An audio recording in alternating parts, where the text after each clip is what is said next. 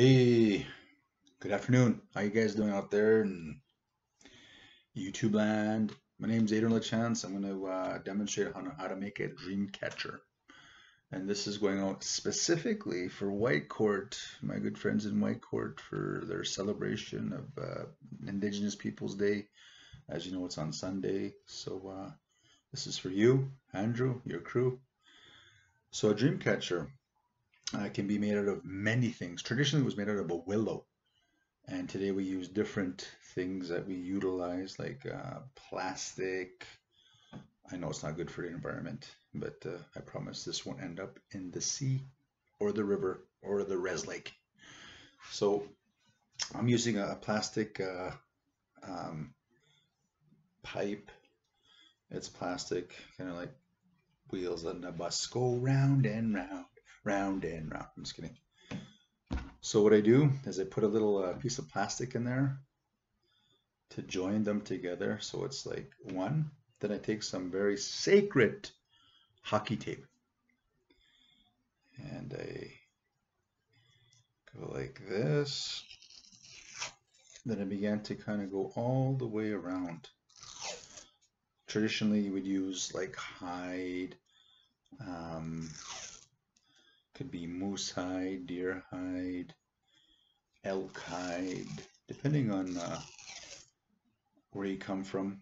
I guess you could really decorate it, make it look beautiful. But I'm just going to kind of give you just a crash course. Traditionally, the Dreamcatcher was given to the Ojibwe people, Anishinaabe, out east Ontario.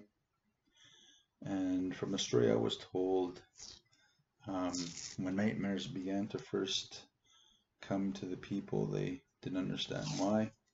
So they prayed about it, and it came in the form of a dream. Most of our ceremonies and sacred items, they come in form of dreams.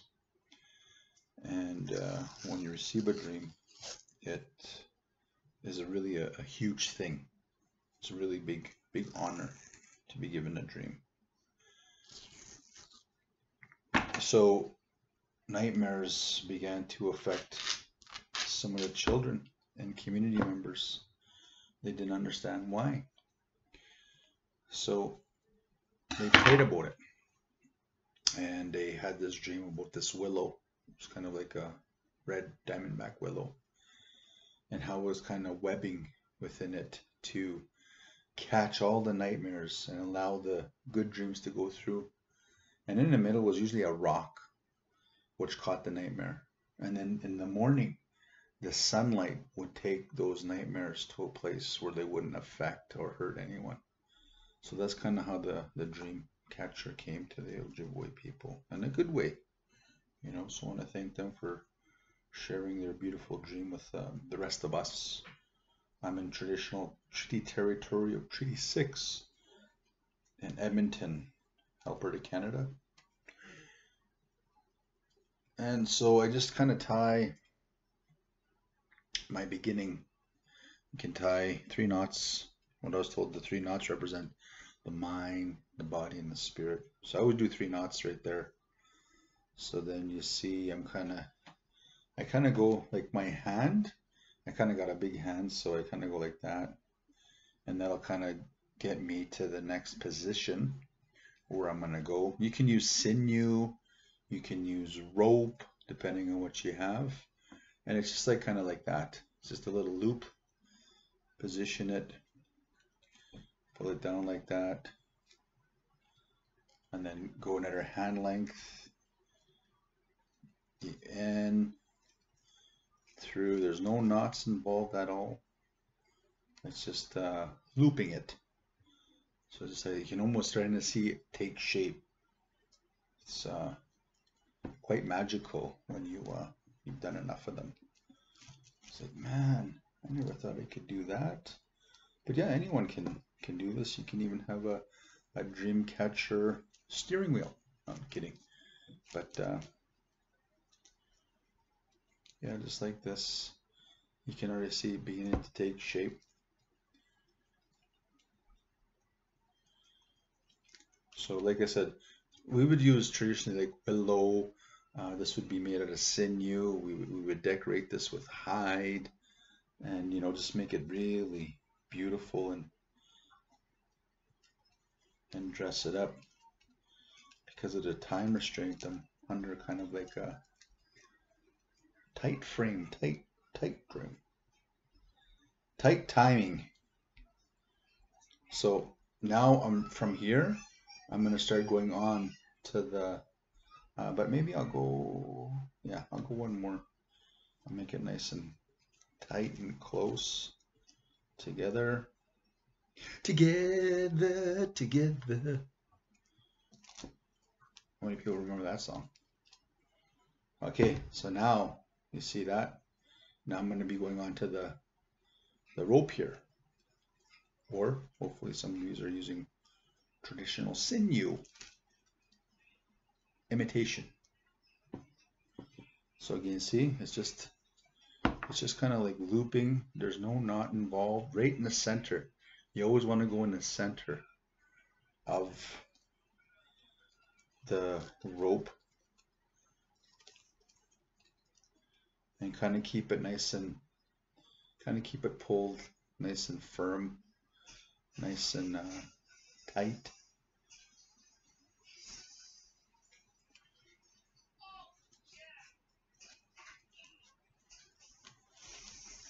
And this is actually, many would consider this a form of therapy by this beautiful creation of the Dreamcatcher. Because you have to be in a good state of mind. You can't really rush these activities. You have to take your time and not rush. Be like a turtle. Slow down. Enjoy the scenery.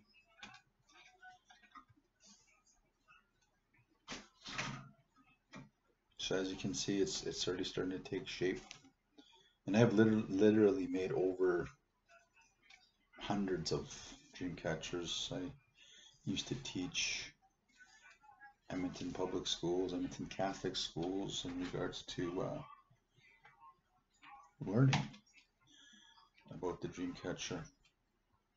I remember my first day with Edmonton Catholic schools. I was paired up with my colleague Amanda, and we were given the duty of teaching some grade 3, 4 students in a French immersion school about the Dreamcatcher.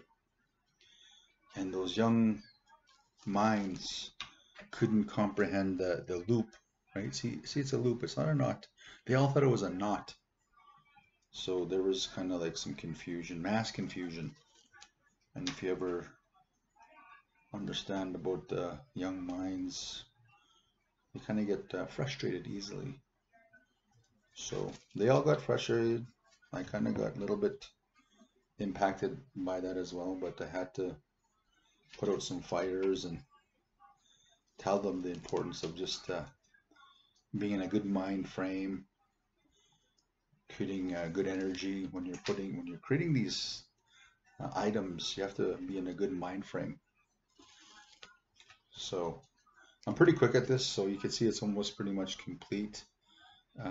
Yeah, I just kind of pinch, and then I go to the next one, I loop it, pull it down, then I go to the side here, and I kind of give it some tension, then I pinch this, go to the next one,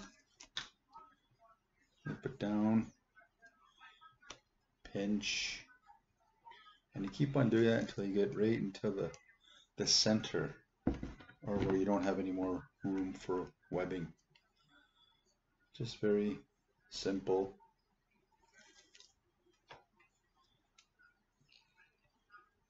Yeah, I'm so used to doing this live in front of a class, so it's kind of different doing this on the internet, on YouTube. And thank YouTube for not paying me yet. hopefully some of these will subscribe, and I'll have a great following on YouTube on how to make a dream catcher. So yeah, I can see it's almost getting to the center of the universe. So yeah, it's therapy. This is how we were never stressed out long ago. You know, we had all these activities, these sacred items we would create and make, and there'd be no stress, drama. You know, we'd always be doing something traditionally.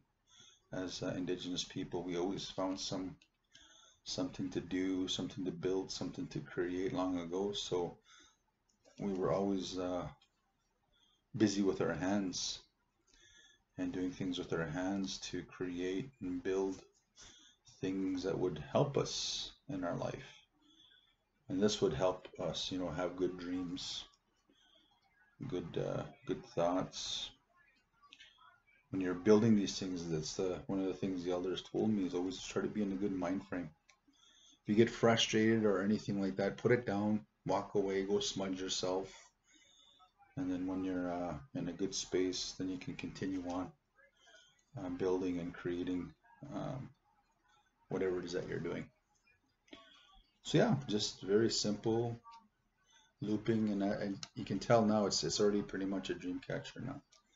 So traditionally in the middle we would put a rock or a bead. Today we use beads, depending on where you come from, what your teaching is.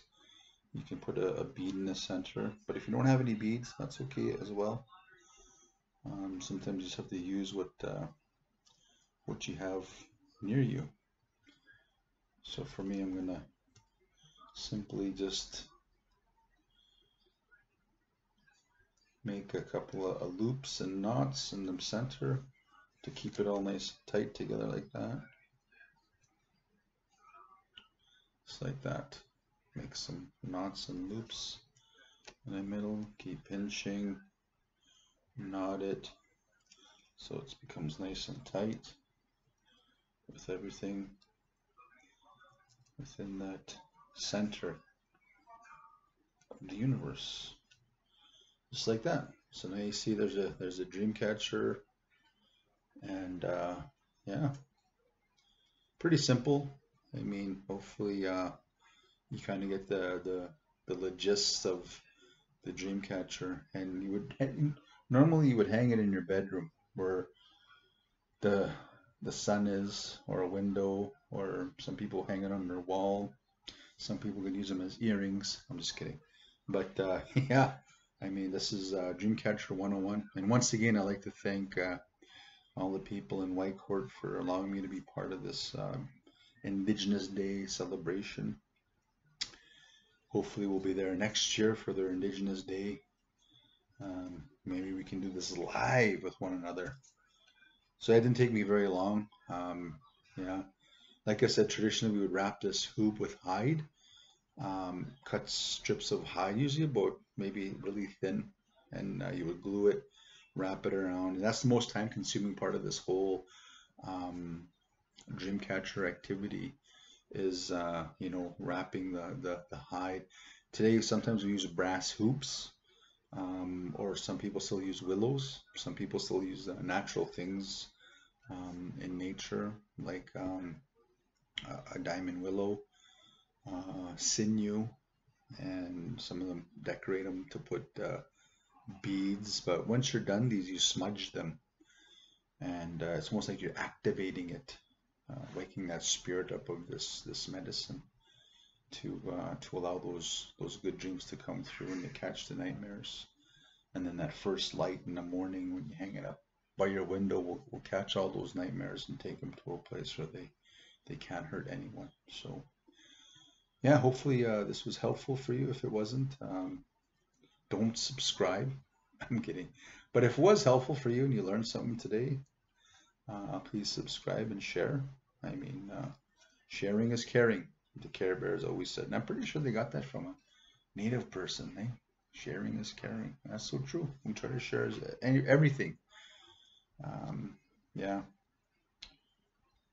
So Dreamcatcher 101 with Ader LaChance here in Edmonton, Alberta, Canada, as requested by my good friend Andrew in Whitecourt, Alberta. Wishing you the very best Indigenous Peoples Day ever. We hope to see you again. Take care. And hopefully we'll see some of yous in the near future. With that, take care. Saigite no makakyo.